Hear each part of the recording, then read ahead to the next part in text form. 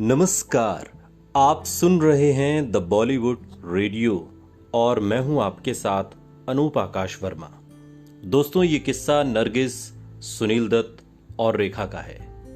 जब रेखा के लिए नरगिस ने कहा कि चुड़ैल को मजबूत मर्द चाहिए, ये एक अभद्र टिप्पणी थी।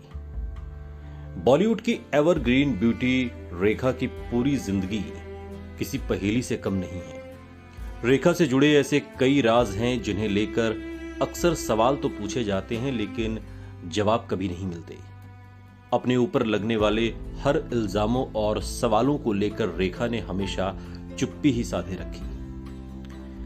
रेखा की इसी गहरी खामोशी के नीचे दबा पड़ा है वो इल्जाम भी जब सुनील दत्त की पत्नी और संजय दत्त की मां नरगिस ने रेखा को चुड़ैल कहा था। साथ ही साथ एक बेहद कड़वी नसीहत भी दी थी और अपमान का घूंट भी रेखा खामोशी के साथ बिना किसी शिकायत के पी गई। आज के इस पॉडकास्ट में हम आपको रेखा और नरगिस से जुड़े इसी किस्से के बारे में बताने वाले हैं।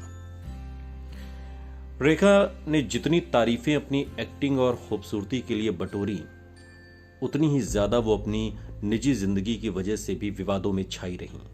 रेखा का नाम अक्सर शादीशुदा मर्दों के साथ जोड़ा जाता रहा।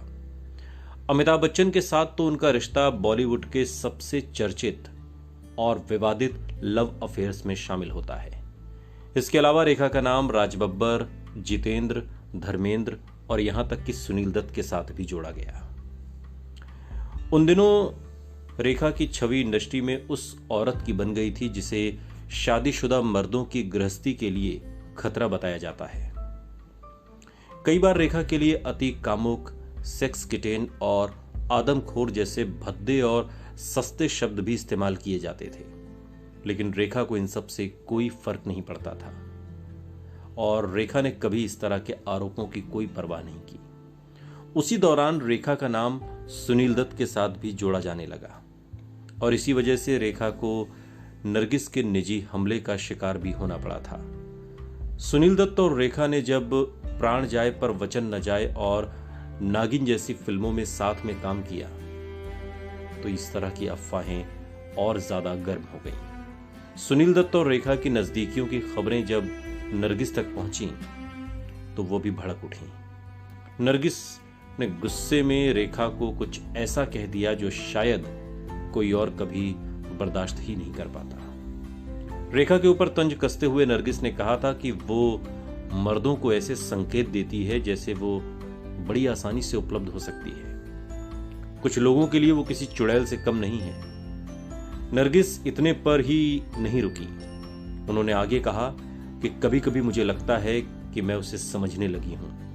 मैंने अपनी जिंदगी में ऐसे कई बच्चों के साथ काम किया है जिन्हें मनोवैज्ञानिक परेशानियां होती हैं। मुझे लगता है कि उसे किसी मजबूत मर्द की जरूरत है।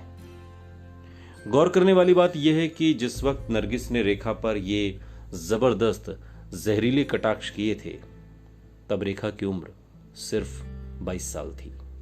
हालांकि रेखा ने कभी नरगिस के उन तानों पर कोई जवाब नहीं दिया और खामोशी से सब कुछ सुनती गई, सहती गई। लेकिन हां, आगे चलकर रेखा का नाम सुनील दत्त और नरगिस के बेटे संजय दत्त के साथ भी जुड़ा था।